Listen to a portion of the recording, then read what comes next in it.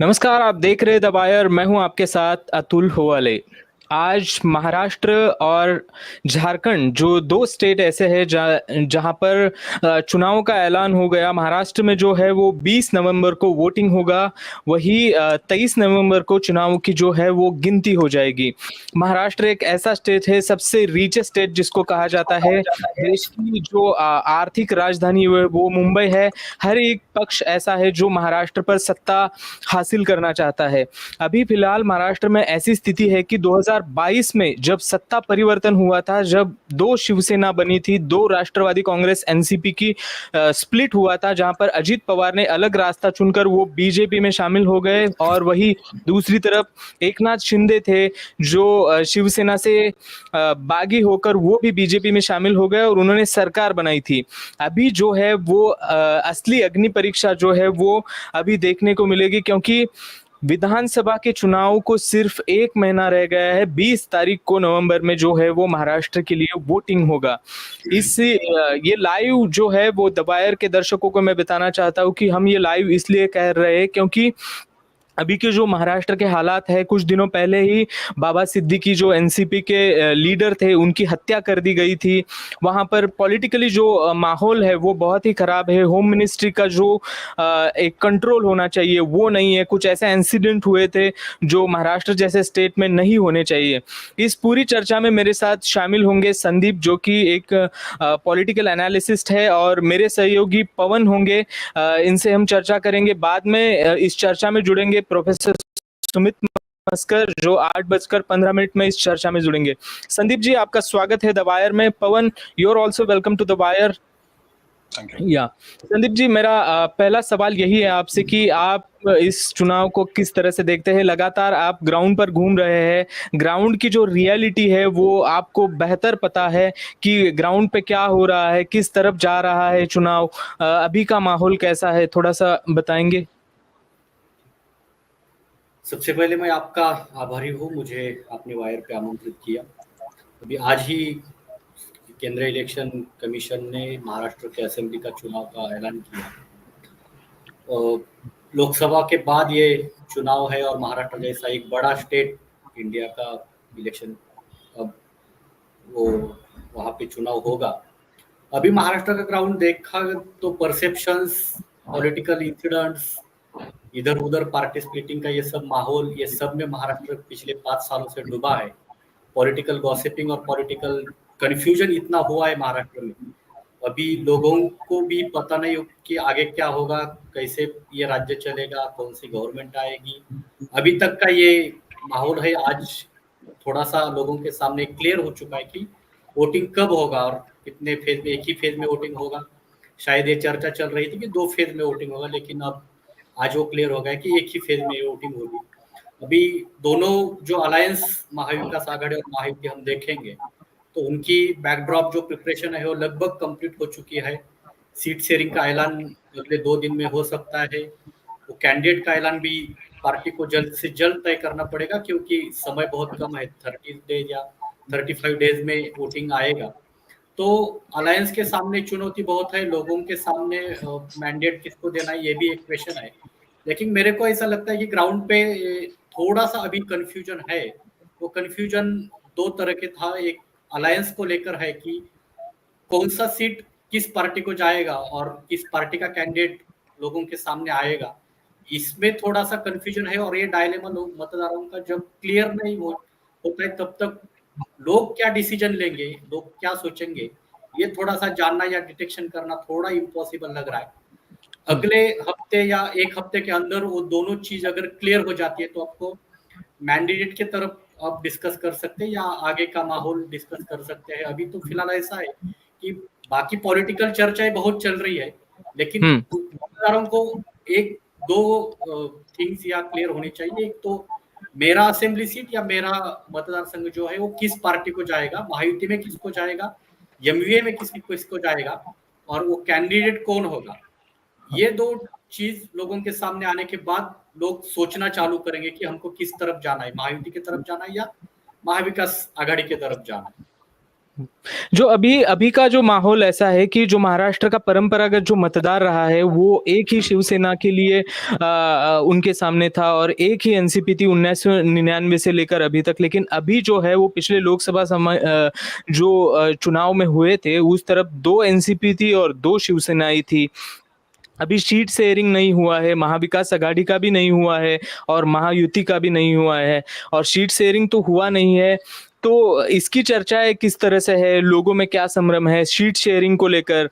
और एक तीसरी चीज ये भी है कि जो तीसरा जो फ्रंट बन गया है या थर्ड फ्रंट जो बन गया है उसका क्या इम्पैक्ट हो सकता है।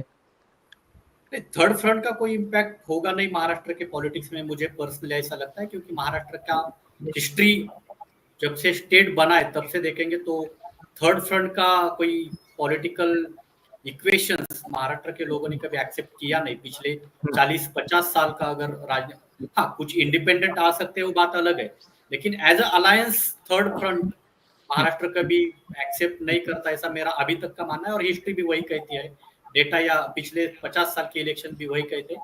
इलेक्शन दो अलायंस में भी थोड़ा जारी रहेगा, वो महायुति और एमयूए के बीच रहेगा। अभी थोड़ा पॉलिटिकल परसेप्शन थर्ड फ्रंट का रहेगा, क्योंकि उसमें एक दो चेहरे थोड़े लोगों को मालूम है, संभाजी राजे होंगे या बच्चू कडू होंगे, थोड़े से मीडिया फेसेस है और थोड़ा इनका महाराष्ट्र की राजनीति में हमेशा उनकी चर्चा रहती है या कुछ ना कुछ रोल रहता है। अभी इलेक्शन मैकेनिज्म में उनका वो वोट कितना कैच करेंगे या सीट कंटेस्ट पे वो कितना सक्सेस होंगे, ये इसका बारे में मुझे थोड़ा डाउट है। अभी लोगों के बीच में अब पता नहीं है लोग उनके माइंड में क्या लेकर चल रहे हैं, हाँ लेकिन अभी लोगों से जब मैं बात करता हूँ ग्राउंड पे, हाँ वेस्टर्न महाराष्ट्र या हो या विदर्भ हो या मुंबई रीजन हो, लोग बोलते हैं कि हमारे पास, हमको मालूम ही नहीं कि हमारे पास कैंडिडेट कौन आएगा, इसलिए वो ज्यादा बोलते नहीं है। अभी उनके बैकड्रॉप माइंड में क्या होगा ये जानना मुश्किल है, और वो लोग बताएंगे भी नहीं इतनी जल्दी। थोड़ा सा मैं इंटरप्ट करता हूँ आपको कि आपने पहले कभी ऐसी सिचुएशन देखी थी महाराष्ट्र में कि लोगों को पता ही नहीं है नहीं, कि मेरा नहीं, नहीं, कैंडिडेट कौन नहीं, होगा इसका या किस इसका तरफ जाना है। प्रेडिक्शन नहीं देखी थी। इसका प्रेडिक्शन लोकसभा में भी थोड़ा सा गलत आ गया था कि लोग ज्यादा बोलते नहीं है लेकिन डिसीजन उनके माइंड में है।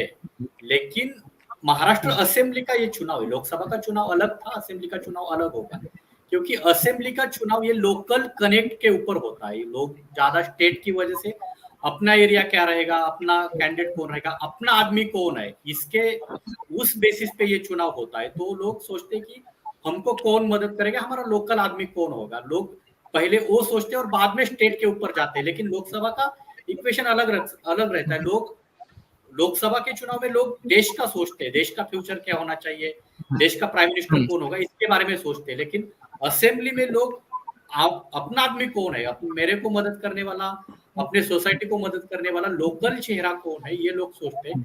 अभी सिचुएशन क्या है, लोगों के सामने 5-5, 10-10 लोकल फेसेस है जो इलेक्शन कंटेस्ट करना चाहते हैं, लेकिन लोगों को पता नहीं कि उस 5 में से या 6 में से ऑफिशियल कौन आएगा। और ये थोड़ा डायलेमा लोगों में हर जगह दिखता है, वो रूरल एरिया में दिखता है और अर्बन में भी दिखता है। ये डायलेमा थोड़ा सा अगले 5-6 दिन थोड़ा सा दिखेगा, तो उस वो डायलेमा जो क्लियर होगा तो थोड़ा डीप जाना सही होगा, ऐसा मेरा मानना है।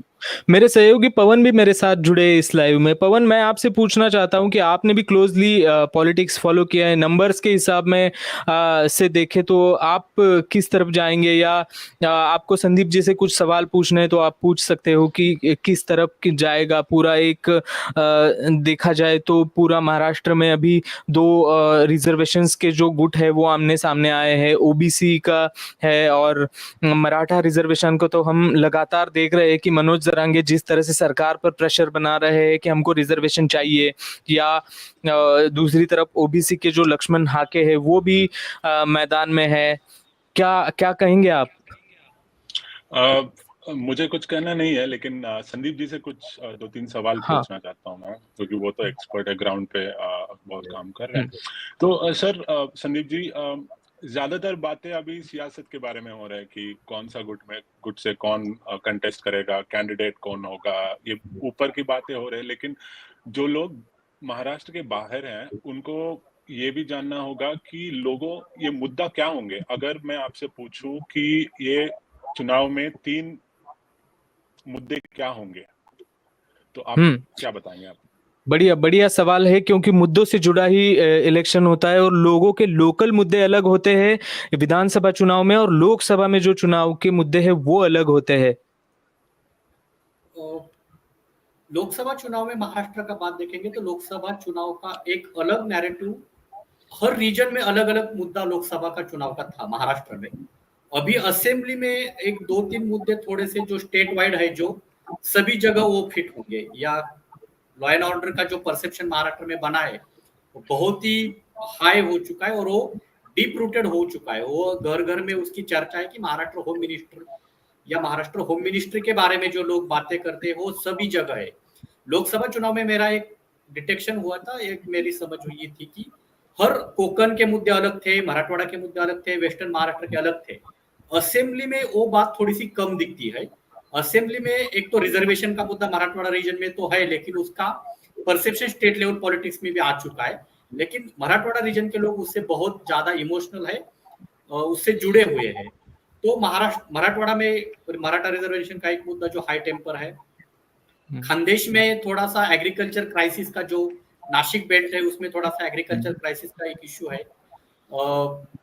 मुंबई रीजन में थोड़ा सा मुंबई की जो, अब क्या बोलेंगे, जो प्रोजेक्ट बाहर गए हैं या थोड़ा परसेप्शन है, या मुंबई सिटी में देखेंगे तो उस पे पॉलिटिकल इश्यू ज्यादा है, जो पार्टी स्प्लिटिंग का है, जो शिवसेना पार्टी स्प्लिटिंग है, उसके बारे में मुंबई रीजन में लोगों को लोग ज्यादा इमोशनल है, क्योंकि वो यूबीटी का केडर मुंबई में ज्यादा है और वो यूबीटी का फेस हमेशा मुंबई में आगे रहता है। तो एक वहां पे एक थोड़ी सी चर्चा है। वेस्टर्न महाराष्ट्र में कोई एग्रीकल्चर मुद्दा ऐसा क्राइसिस नहीं है, लेकिन वेस्टर्न महाराष्ट्र में एज अ क्या देखेंगे, अगर वहां पे मुझे कोई इश्यू दिखता नहीं, ये वेस्टर्न महाराष्ट्र में वहां पूरा पॉलिटिकल नैरेटिव है जो शरद पवार जी के साथ जुड़ा है।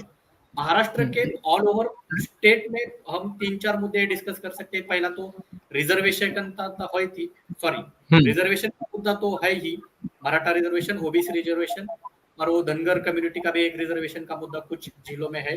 दूसरा एग्रीकल्चर क्राइसिस का है, उसके बारे में सोयाबीन का जो एमआरपी का इश्यू चल रहा है वो एक है। दूसरा दूध के भाव जो कम हो चुके थे उसकी एक चर्चा है।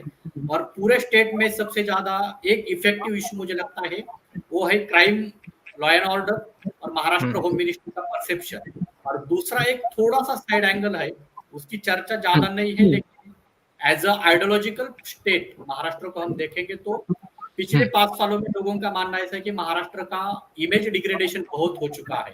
तो महाराष्ट्र के इमेज को लेकर जो देश में चर्चा होती रहती है, ये महाराष्ट्र थोड़ा अलग स्टेट है, थोड़ा आइडियोलॉजिकल स्टेट है, थोड़ा सा फुले शाहू अम्बेडकर का महाराष्ट्र जैसे बोलते थे, वो कुछ दिनों में महाराष्ट्र की जो इमेज है वो धूमिल हो गई है, ऐसे लग रहा है आपको। और एक सवाल, हाँ, और एक सवाल संदीप जी ये भी है कि जिस तरह से अभी महाविकास अघाड़ी हो या महायुति हो, दो ही ऐसे जो फैक्शन है या दो ही ऐसे गुट है, वहां पर लड़त जो है, वो फाइट जो है वो दिख रही है। लेकिन जो कोई भी सरकार बनाएगा, महाविकास अघाड़ी हो या महायुति हो, हर एक को ओढ़ लगी है या हर एक में एक कंपटीशन सा लग गया है कि मेरे पार्टी का जो है वो चीफ मिनिस्टर होगा। तो अभी सरकार बनाने में देरी है, लेकिन जैसे शिवसेना की ओर से संजय राउत कहते हैं कि हमारा ही मुख्यमंत्री होगा, अभी तक फेस डिक्लेयर नहीं हुआ है। या महाविकास अघाड़ी से कांग्रेस के कार्यकर्ता ऐसे बोलते हैं कि कांग्रेस का ही मुख्यमंत्री होगा, क्योंकि उन्होंने जो है वो लोकसभा में अच्छा परफॉर्मेंस किया है। सबसे ज्यादा अच्छा स्ट्राइक रेट जो है वो कांग्रेस का है, कांग्रेस के सबसे ज्यादा जो है वो एमपीज है।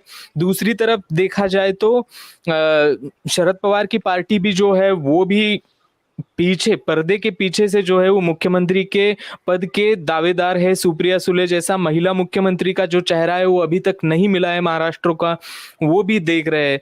तो आपको क्या लगता है कि ये जैसे हरियाणा में हुआ वैसे सेम यहाँ पर हो जाएगा? महाविकास अघाड़ी को ये थोड़ा सा ड्रॉबैक हो जाएगा या पीछे धकेलेगा ये मुख्यमंत्री का जो मुद्दा है वो?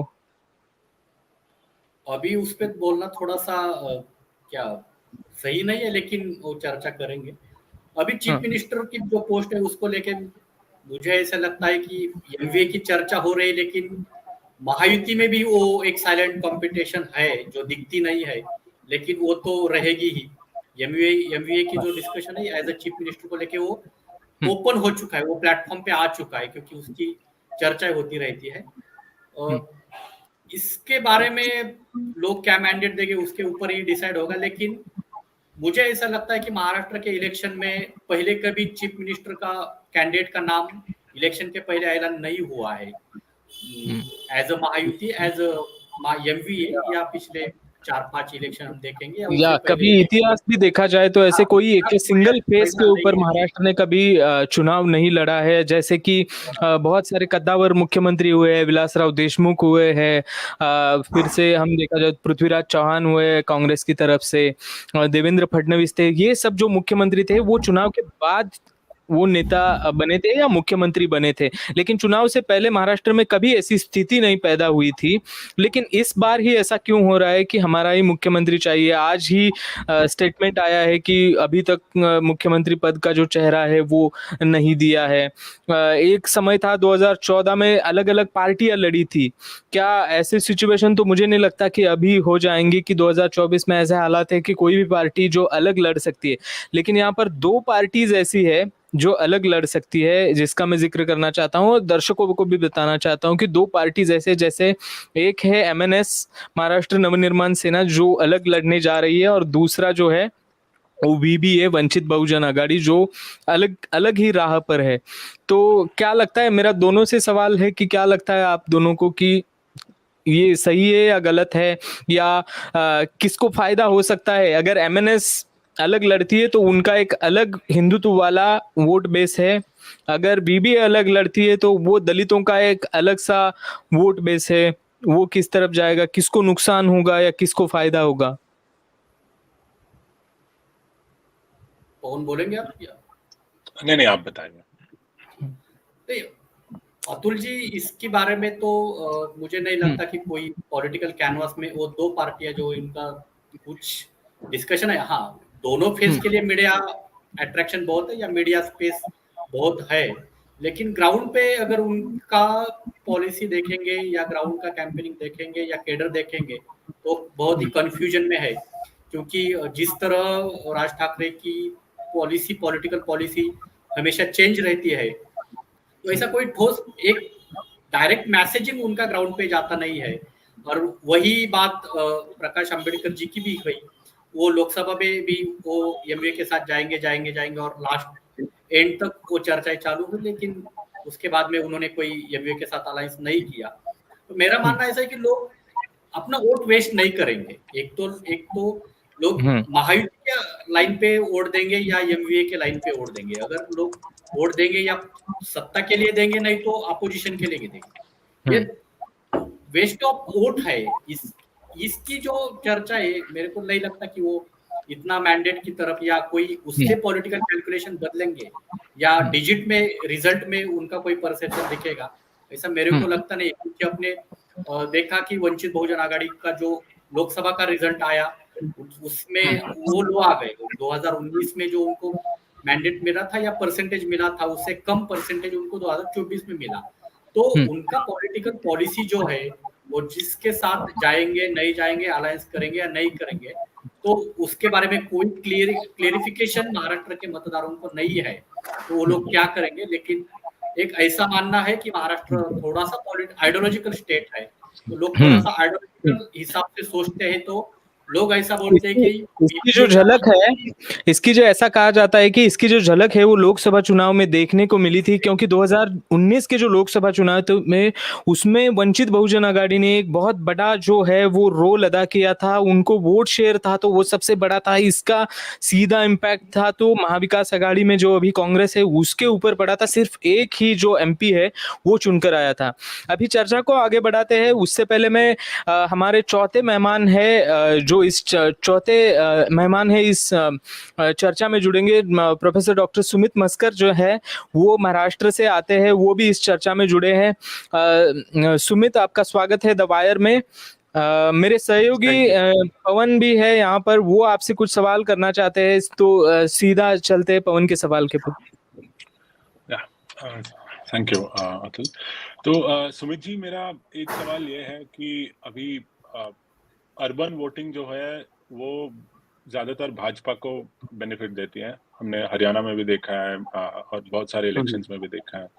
तो इस बार मुंबई रीजन और थाने, ये जो रीजन है कल्याण और थाने रीजन, जहाँ पे बीजेपी ने अच्छा परफॉर्म किया लास्ट टाइम, इस बार आपको क्या लगता है कि ये जो स्प्लिट जो हुआ है पार्टी में, तो शिवसेना का 2 गुट बन गया और भाजपा का, तो अगर ये चुनाव बहुत क्लोज मार्जिन से होगा, तो ये अर्बन वोट जो स्प्लिट होगा, ये फ्रैगमेंट होगा मेन कंटेंडर पार्टी के अराउंड, तो वो किसको बेनिफिट दे सकता है, स्पेशली अर्बन एरियाज में?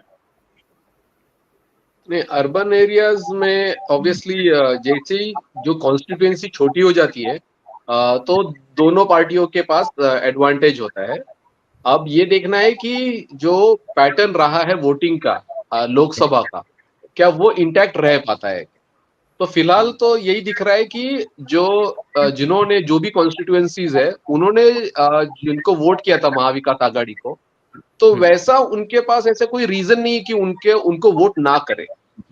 अब बात आती है छोटे कॉन्स्टिट्यूएंसीज की बड़े शहरों में, तो शिवसेना के पास क्लियरली एडवांटेज है, उद्धव ठाकरे वाली शिवसेना के पास, पर्टिकुलरली मुंबई सिटी में, बिकॉज जो न्यू बुद्धिस्ट दलित वोट है और जो बाकी के भी कुछ दलित वोट है और मुस्लिम समाज के वोट और उनका एक ट्रेडिशनल वोट बैंक है। तो इन तीनों को मिलाकर के और उसके साथ ही कांग्रेस और राष्ट्रवादी कांग्रेस शरद पवार, इन अगर तीनों का अगर हम गठबंधन देखते हैं तो एडवांटेज तो होना चाहिए महाविकास आघाड़ी के पास। बट इसकी भी एक छोटी संभावना हो सकती है कि ऑपोजिशन कई छोटे छोटे उम्मीदवार खड़े करके वो डैमेज करने की कोशिश बहुत अच्छे से कर सकती है। या तो मेरा दोनों से सवाल है, संदीप से और सुमित से, कि जिस तरह से हरियाणा में लोगों में ऐसा परसेप्शन हुआ या लोगों में ऐसी चर्चा ही है कि इतना अच्छा कांग्रेस के पास मौका था कि क्लीन स्वीप करे या पूरा हरियाणा का जो प्रदेश है वो जीता जाए। लोग ऐसा बोल रहे हैं कि कांग्रेस ने वहां पर अच्छा डोमिनेंस नहीं किया या उनकी स्ट्रैटेजी जो है वो वहां पर फेल गई। पवन ने भी अच्छा एनालिसिस किया था हरियाणा का। तो मेरा तीनों से सवाल है कि क्या कहां पर हरियाणा में कांग्रेस चूकी और क्या इसका इम्पैक्ट जो है वो महाराष्ट्र में हो सकता है। महाराष्ट्र में अभी 3 जो अलग अलग पार्टीज जो है वो एक साथ लड़ रही है महाविकास आघाड़ी में, और वहां पर सीट शेयरिंग को लेकर भी अभी चर्चाएं हो रही है कि किसको ज्यादा सीट मिलेंगी। तो क्या लगता है आप दोनों को कि क्या इम्पैक्ट करेगा ये?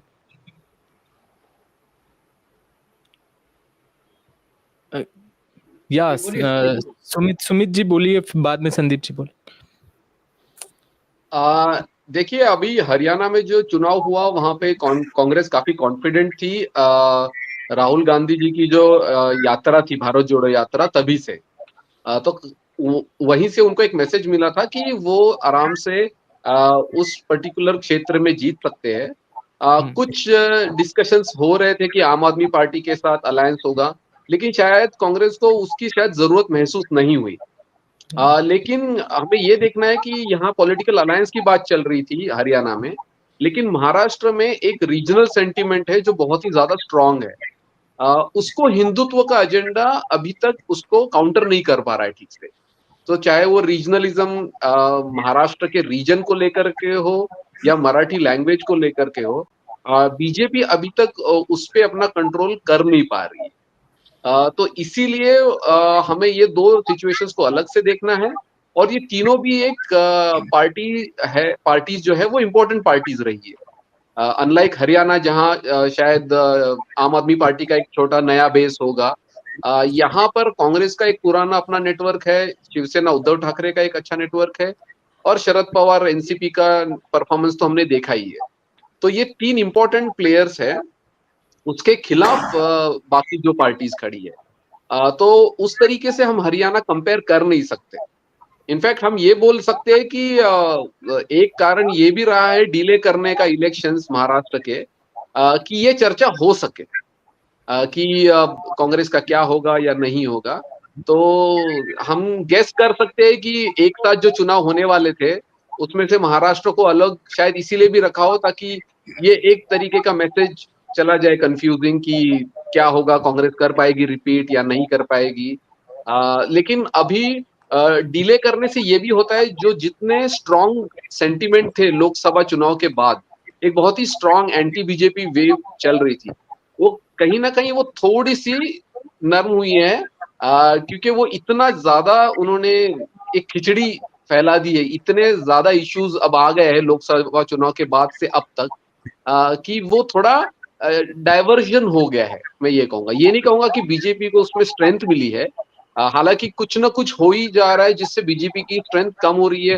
जैसे शिवाजी महाराज का जो स्टैचू है, उसका गिरना हो, या फिर ये अचानक कुछ अलग हरकतें हो रही है, कुछ कंस्ट्रक्शन रोड को लेके प्रॉब्लम है, या किसी एमएलए ने अपना, उसके बेटे ने एक्सीडेंट किया। तो इतने सारे मुद्दे आए हैं अभी पिछले कुछ महीनों में, तो उसमें वो स्पेस कवर हो नहीं पा रहा है ऑपोजिशन। जैसे महाविकास आघाड़ी फिलहाल डिसेंट पोजीशन में है, ऐसा हम कह सकते हैं, लेकिन महायुति उस तरीके से उतना स्ट्रेंथ कर नहीं पा रही। लेकिन अभी ये सारे जो छोटे कैलकुलेशंस होते हैं ग्राउंड लेवल पर, कि किस तरीके से वो कर पाते हैं, और क्योंकि अगेन छोटी कॉन्स्टिट्यूएंसी होती है तो बहुत ही छोटे वोट से हराया जा सकता है। तो मुझे लगता है कि हमें ये फैक्टर्स को ध्यान में रखना चाहिए। संदीप जी से मेरा एक सवाल है कि 2014 हो या 19 हो, कि अभी जो सुमित ने कहा कि महाविकास आघाड़ी जो है वो फ्रंट पर है, लेकिन महायुति अभी फ्रंट पर नहीं है। संदीप जी से ये सवाल है कि 2014 और 19 में मोदी का जो फैक्टर है वो महाराष्ट्र में चला था, क्या आपको लगता है इस जो अभी 2024 का चुनाव है वो कितना अलग है? क्या एक सिंगल फेस के ऊपर जो है वो महायुति जा सकती है? वहां पर 3 ऐसे जो फेस है, एक है अजित पवार है, दूसरा देवेंद्र फडणवीस है, तीसरा जो एकनाथ शिंदे का है, जो एक खुद मराठा कम्युनिटी से आते हैं, और मराठा रिजर्वेशन में हमने देखा है कि जिस तरह से एकनाथ शिंदे ने जो है वो रोल अदा किया था, वो सभी महाराष्ट्र के जो लोग हैं उन्होंने देखा था। क्या कोई ऐसे चांसेस है कि फिर से नरेंद्र मोदी जी का हिंदुत्व का अलग सा फेस आ सकता है? क्या क्या होगी हिंदुत्व की भूमिका, या हिंदुत्व का जो एजेंडा है महायुति का वो कैसे हो सकता है? क्योंकि आज ही अजित पवार गुट के जो कई सारे नेताओं थे, उसमें एक नाम 7 जो सदस्य थे उन्होंने विधान परिषद की शपथ ली है, उसमें एक नाम था इद्रिस नाइकवड़ी, जो कि अल्पसंख्यक समुदाय से आते हैं, उनको जो है वो वहां पर रिप्रेजेंटेशन का मौका दिया है। तो क्या ये हिंदुत्व का चेहरा जो है थोड़ा सा सॉफ्ट हो गया है, या नरेंद्र मोदी के चेहरे पर ही ये चुनाव लड़ा जाएगा? नहीं, मुझे 2014 या 19 में क्लियर कट, पूरे 14 में तो पूरे देश में ही लहर थी मोदी नाम की, 19 में भी महाराष्ट्र में नरेंद्र मोदी जी के फेस का इम्पैक्ट हुआ था। 24 में मुझे लगता नहीं कि बीजेपी वो स्ट्रैटेजी करेगी। मुझे ऐसा लगता है कि बीजेपी एक स्ट्रैटेजिकल माइंडसेट से जाएगी, सेंट्रल लीडरशिप की रैलियां महाराष्ट्र में वो कम रखेगी, जो उन्होंने हरियाणा में भी किया। जो सेंट्रल का एग्रेशन है वो स्टेट में पर्कुलेट नहीं होने देंगे, मुझे ऐसे लगता है। और as a prime minister Narendra Modi ji की फेस का कोई इम्पैक्ट, ज्यादा इम्पैक्ट या वोट कन्वर्जन उसकी वजह से सीधा ये महायुति सत्ता की तरफ जाएगी, इतना इम्पैक्ट मुझे नहीं लगता कि वो होगा। क्योंकि लोकसभा चुनाव में भी उसका रिजल्ट आया है। नरेंद्र मोदी जी की रैलियां 17 जगह हुई, वहां पे 14 से लोकसभा क्षेत्र में बीजेपी का डिफेक्ट हो चुका है। और हिंदुत्व का बात के बारे में बोलना थोड़ा सा अलग मेरा सोच है कि महाराष्ट्र में हिंदुत्व या आइडियोलॉजी का कोई पर्कुलेशन महाराष्ट्र में होता नहीं है। हमने लोकसभा चुनाव के आंकड़े देखेंगे तभी ये सामने आ चुका था। अभी आरएसएस का हेडक्वार्टर महाराष्ट्र में है, लेकिन पिछले 50-60, अभी आरएसएस को इस साल 100 साल पूरे होते हैं, तो पिछले 100 सालों में महाराष्ट्र में कोई ऐसा ग्राउंड, हिंदुत्व का ग्राउंड बनाने में या उसको पॉलिटिकली कैच करने में आरएसएस या बीजेपी को उतना सक्सेस मिला नहीं है। तो मुझे ऐसा नहीं लगता कि असेंबली चुनाव में कोई हिंदुत्व का इफेक्ट होगा, क्योंकि राम मंदिर हो या 2024 के लोकसभा के रिजल्ट हो, उसमें कोई हिंदुत्व का पर्कुलेशन महाराष्ट्र में हुआ नहीं है। क्योंकि महाराष्ट्र एक अलग सोच का स्टेट है, वहां पे सोशो पॉलिटिकल दोनों ये सम्मिश्र या मिक्स कल्चर का ये स्टेट है, और थोड़ा सा लोग अलग सोचते, थोड़ा आइडियोलॉजिकल मैच्योरिटी या प्रबोधन का ये स्टेट है। तो धर्म की राजनीति महाराष्ट्र ने कभी एक्सेप्ट की नहीं। तो मुझे ऐसा लगता है कि 2024 के असेंबली इलेक्शन में हिंदुत्व का मुद्दा बीजेपी सामने आएगी या नहीं, उसके बारे में मेरे को थोड़ा डाउट है। वो ज्यादा तो मेरे को ऐसा लगता है कि हिंदुत्व का कोई एजेंडा बीजेपी का नहीं रहेगा, क्योंकि Maharashtra as a good governance का स्टेट है, तो महाराष्ट्र हैंडल कैसा होता है, महाराष्ट्र का गवर्नमेंट कैसे चलता है, महाराष्ट्र कितना आगे जाता है, महाराष्ट्र कितना शांत रहता है, लॉ एंड ऑर्डर सिचुएशन कितनी बेटर रहती है, उसके हिसाब से ये असेंबली का चुनाव होगा। तो एज अ महायुति की तरफ से कोई हिंदुत्व का एजेंडा तो आएगा नहीं। एकनाथ शिंदे जी की इमेज थोड़ी सी अर्बन वोटर्स में थोड़ी सी एज अ हिंदुत्ववादी उन्होंने बनाई है, लेकिन वो थोड़ा सा धर्मवीर आनंद दिघे जी का जो परसेप्शन है, या धर्मवीर 1 जो सक्सेस हुआ उसके हिसाब दो से मूवीज आई थी, थोड़ा सा वो ज्यादा उतना सक्सेस नहीं है। तो हम देखेंगे कि हिंदुत्व का जो एजेंडा है वो महाराष्ट्र के लोगों ने कभी एक्सेप्ट, ऐसा नहीं कि सिर्फ हिंदुत्व, कोई भी दूसरा रिलीजन हो या हिंदुत्व के काउंटर का जो रीजनल काउंटर है वो भी महाराष्ट्र कभी एक्सेप्ट नहीं करता है। तो मेरे को लगता नहीं कि हिंदुत्व के बेसिस पे ये चुनाव होगा, ये चुनाव स्टेट के मुद्दे पर और गुड गवर्नेंस के इमेज पे हो जाएगा। Okay okay okay.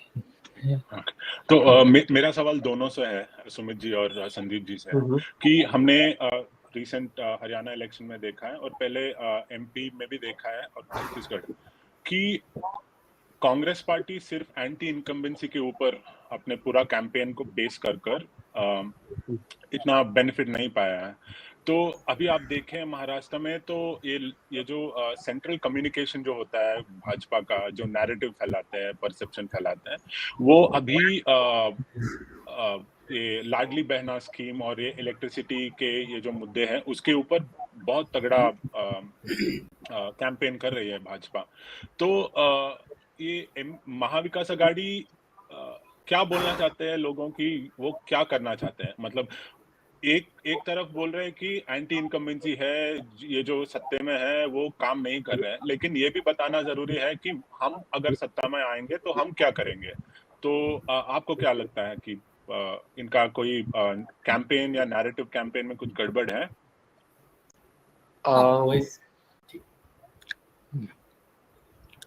या फर्स्ट सुमित बोलेंगे, बाद में संदीप बोलेंगे। या दोनों के लिए सवाल था ये। कंटिन्यू करिए सुमित जी। हाँ ठीक है। सो नहीं, मेरा पवन जी आपका जो सवाल है उसको हमें ये बैकग्राउंड में ध्यान रखना जरूरी है कि 2019 से महाराष्ट्र में एक अनस्टेबल गवर्नमेंट रही है हमेशा से, कि महाराष्ट्र में जो है जो मोदी वेव होगी या बीजेपी वेव होगी वो 2019 में ही रुक गई थी। बीजेपी को लग रहा था वो सिंगल लार्जेस्ट मेजॉरिटी बन के सरकार बनाएगी, जो हो नहीं पाया, और उसके बाद जो काफी जो पॉलिटिकल ड्रामा हुआ वो पूरे देश ने देखा है। तो 2019 से ही कोई सरकार स्टेबल रही नहीं है। एक महाविकास आघाड़ी के पास एक एडवांटेज रहा है कि उद्धव ठाकरे जो चीफ मिनिस्टर रहे हैं उसका काफी पॉजिटिव इम्पैक्ट रहा है ड्यूरिंग कोविड। कोविड के दौरान जो उन्होंने शासन किया उसका काफी एक अच्छा इम्पैक्ट रहा है अपने जनता के काम को लेकर के। उसके बाद ये जो सरकार बनी है एकनाथ शिंदे के नेतृत्व में, उनपे हमेशा एक तो बहुत ही लायबिलिटी उनके पास है कि उन्होंने शिवसेना को तोड़ा है, उनको गद्दार कहा गया है।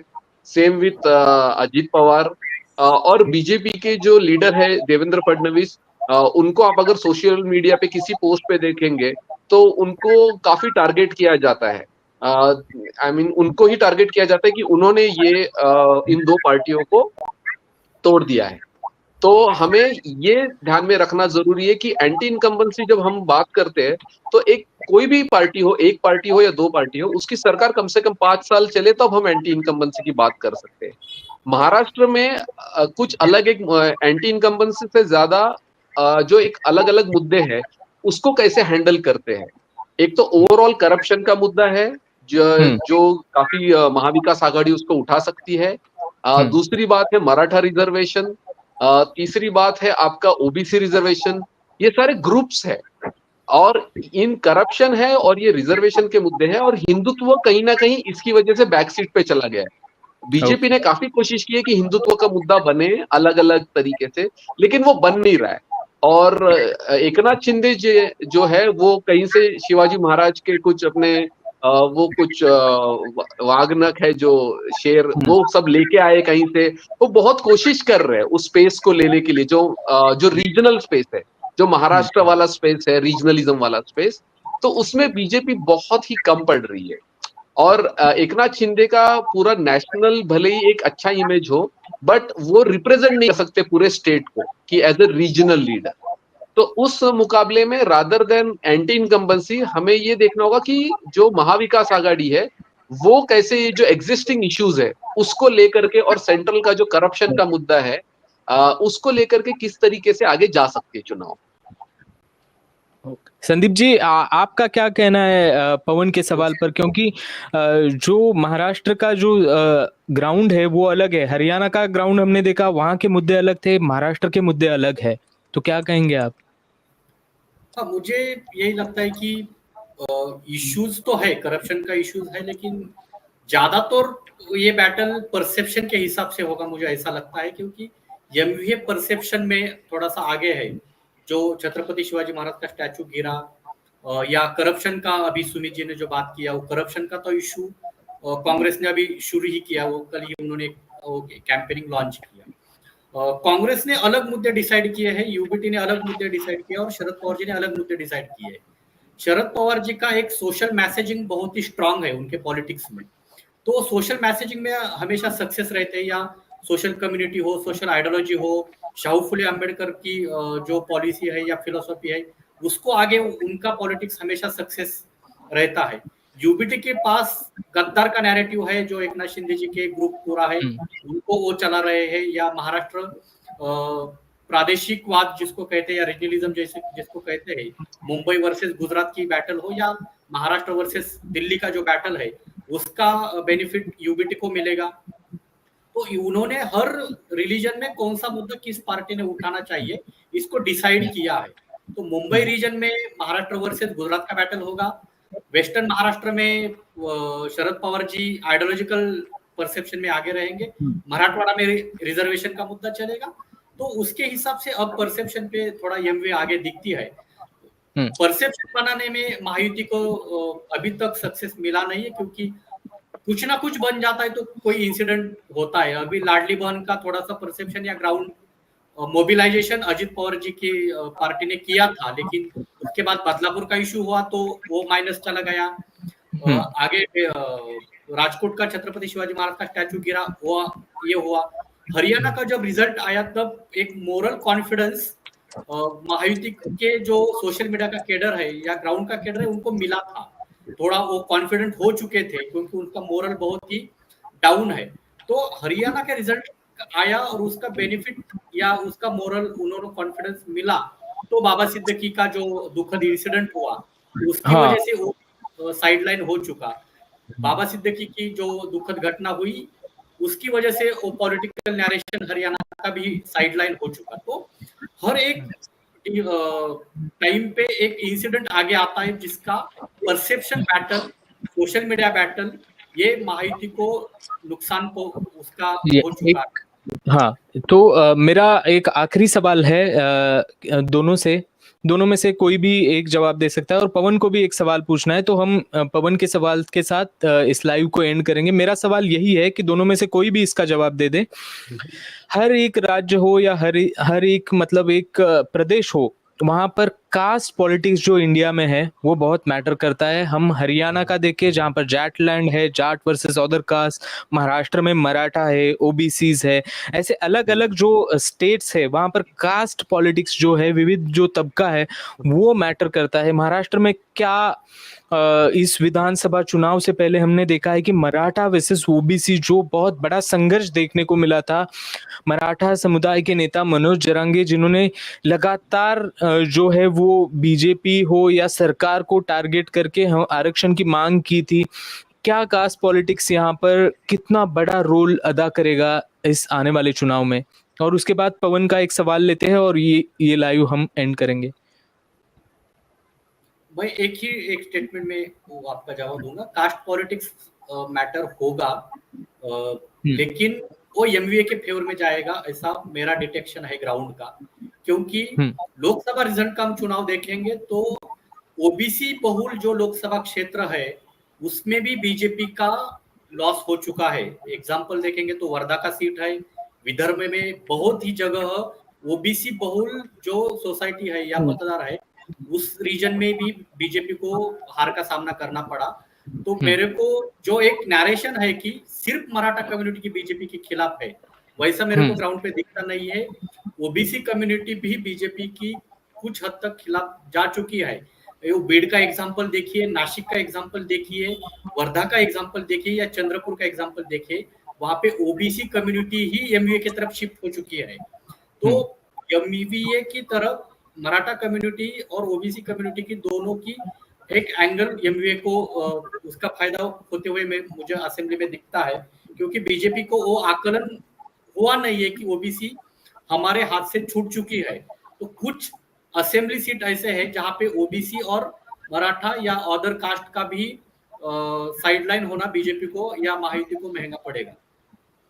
ओके ओके पवन, आपका सवाल है, आप सुमित से पूछ सकते हैं। ठीक है। अगेन मेरा सवाल दोनों से है। हाँ। मुझे ये जानना है कि वंचित बहुजन आघाड़ी और एमआईएम दोनों पार्टी का असर क्या होगा, क्योंकि अगर आप 2019 इलेक्शन ले लेते हैं तो वीबीए ने करीबन 4.6% वोट शेयर हासिल किया है, और मोस्ट इम्पोर्टेंटली उन्होंने अगर 10 सीट में सेकंड आया है और 109 सीट में थर्ड भी आया है, और उनका एवरेज वोट्स पर सीट था 15,000।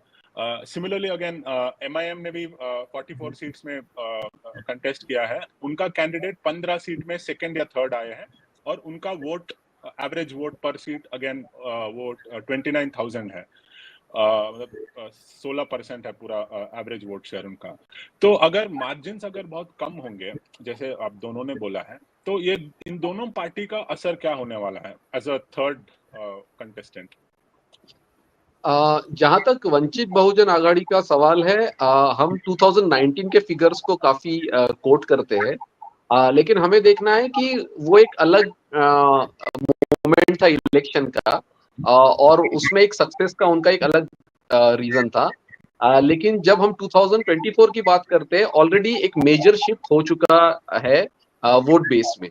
इनफैक्ट अभी नागपुर में एक बड़ी रैली होने वाली थी वंचित बहुजन आघाड़ी की दसरा से 2 दिन पहले, लेकिन वहां क्राउड नहीं होने की वजह से वो रैली कैंसिल की गई थी। लोक सत्ता ने उसको रिपोर्ट भी किया था।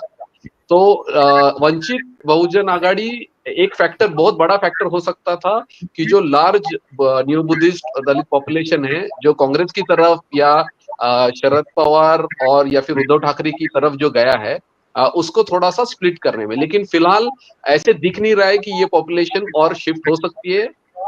अभी तक तो ये लग रहा है कि महाविकास आघाड़ी तक ही ये जाएगी। दूसरा मैं यहाँ जोड़ना चाहूंगा कि जो राज ठाकरे फैक्टर है वो काफी उसको मीडिया ने काफी स्पेस दी थी। उनको लग रहा था कि ये शायद उद्धव ठाकरे के जो वोट शेयर है उसको काटेगा, लेकिन राज ठाकरे की जो पार्टी है मनसे, उसका बस हम डिक्लाइन ही देखते जा रहे हैं 2014 से। और अभी भी उनका कोई बहुत ज्यादा स्कोप दिख नहीं रहा है इस इलेक्शंस में। इनफैक्ट उन्होंने शायद 1-2 दिन पहले अनाउंस भी किया था वो अकेले चले जाएंगे। तो उनका बहुत एक पब्लिक परसेप्शन बहुत ही नेगेटिव है आज के डेट में।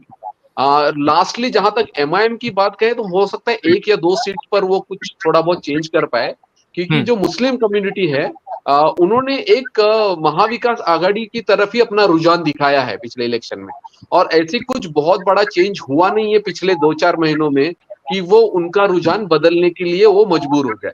तो हमें वो देखना बहुत जरूरी है कि अचानक ऐसे कुछ होता है तो ही वो चेंज होने का जरूरत होती है, लाइक अपना वोटिंग बिहेवियर। तो फिलहाल हमें कुछ ऐसा दिख नहीं रहा है मेजर चेंज होते हुए कि जो महाविकास आघाड़ी के नेगेटिव में जाए फिलहाल। संदीप जी क्या कहेंगे? जैसे सुमित ने कहा कि मनसे जो है वो अलग से लड़ रही है, और पवन ने भी ऐसा सवाल पूछा कि वो नंबर्स का जो गेम है, परसेंटेज 15 सीटों पर जो है वो वीबीए जो है सेकंड पे आई थी, क्या वो अभी वैसा प्रदर्शन दोहराएगी? ऐसा पवन का सवाल था। नहीं, मैं सुमित जी की बात से पूरा सहमत हूँ। एमएनएस का जो डिक्लाइन है वो तो आगे भी रहेगा, क्योंकि एज अ पॉलिटिकल पार्टी जैसी चलानी चाहिए और इलेक्शन कंडक्ट जैसे इलेक्शन की तरह से कंडक्ट करना चाहिए, वो दोनों चीज एमएनएस की तरफ से होती नहीं है या उनके जो प्रमुख है उनकी तरफ से भी होती नहीं, तो सोशल या पॉलिटिकल मैसेज देने में वो सफल नहीं हुए। वीबीए का जो हम 2019 का बात करते हैं तो वो सिचुएशन अलग थी। अभी बहुत पॉलिटिकल कैनवास महाराष्ट्र का चेंज हो चुका है। और उनके पास के जो इश्यू है वो कांग्रेस ने उठाना शुरू किया। अभी कोल्हापुर में 5-10 दिन पहले राहुल गांधी जी जब आए थे तभी उन्होंने कॉन्स्टिट्यूशन का मुद्दा फिर से महाराष्ट्र के ग्राउंड पे छोड़ा है। कॉन्स्टिट्यूशन ये मुद्दा नेशनल पॉलिटिक्स का इशू है, वो स्टेट में चलता नहीं ऐसा मानना है, लेकिन वो आएगा। कैंपेनिंग के बीच में कॉन्स्टिट्यूशन का मुद्दा कांग्रेस फिर से लाएगी, उसका इंडिकेशन राहुल गांधी जी ने कोल्हापुर में जो बैठक हुई उसमें दिया है। तो कांग्रेस फिर से कॉन्स्टिट्यूशन का मुद्दा लाएगी, तो उसकी वजह से वीबीए को एक ठोस एजेंडा अपने हाथ में जो चाहिए और जिसकी बल पे इलेक्शन कंडक्ट करना चाहिए, वही कोई इश्यू के हाथ में नहीं है। पॉलिटिकल डिग्रेडेशन वो दोनों चेहरे का हो चुका है और सोशल पॉलिटिकल मैसेजिंग देने में दोनों पार्टी सफल हुई नहीं। तो मेरे को नहीं लगता कि उसका ज्यादा रोल रहेगा। एमआईएम का कुछ रोल रहेगा और थोड़ा सा रहेगा, या संभाजीनगर औरंगाबाद का एक सीट है जो पर्टिकुलर जो एरिया धुले का भी एरिया है। वैसे मेरे को 4 सीट पे एमआईएम अभी स्ट्रांग दिखती है। एक बॉम्बे सिटी का, मुंबई का एक असेंबली है और धुले, मालेगांव और औरंगाबाद का जो सीट है। तो 3 या 4 अभी उनकी 2 असेंबली में 19 में उनकी जीत हो चुकी थी, तो 1-2 सीट और बढ़ा सकते हैं, नहीं तो 2 मेंटेन रख सकते हैं। तो उसका वही रेशो कायम रहेगा, ऐसा मेरा मानना है।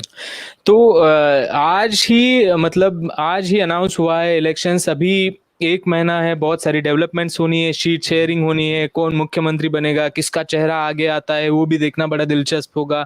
महायुति वर्सेस महाअघाड़ी, ऐसा अभी जो है वो एक चित्र बनाया गया है, लेकिन तीसरा फ्रंट भी बना है महाराष्ट्र में। क्या होगा, तीसरा फ्रंट किस तरफ जाएगा, या मतदाताओं के सामने क्या चुनौती है, जो छोटे छोटे पक्ष है, छोटे छोटे जो पार्टियां है, उनका क्या रोल रहेगा। अभी महाराष्ट्र में स्थिति तो ऐसी बनी है कि 2 शिवसेना है, 2 एनसीपीज है, चुनाव चिन्ह अलग है, पारंपरिक जो चुनाव चिन्ह थे वो अलग है। आज ही चुनाव का ऐलान हुआ है, लेकिन अभी तक कैंडिडेट्स की लिस्ट आनी है, बहुत सारी डेवलपमेंट्स होनी है। इसके तमाम सारे जो अपडेट है वो आप लगातार द वायर पर देखते रहेंगे।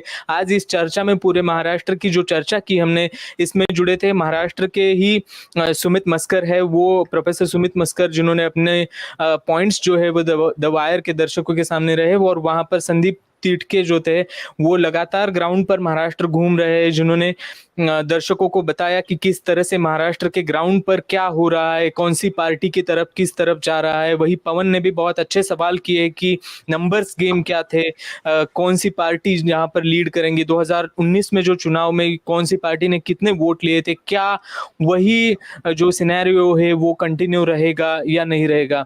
ऐसी तमाम महाराष्ट्र हो या झारखंड के तमाम अपडेट्स के लिए आप देखते रहे द वायर से जुड़ने के लिए आपका बहुत बहुत धन्यवाद। और आज इस चर्चा में जुड़े 2 मेहमान आए थे, सुमित मस्कर और संदीप तिटके, उनका भी धन्यवाद।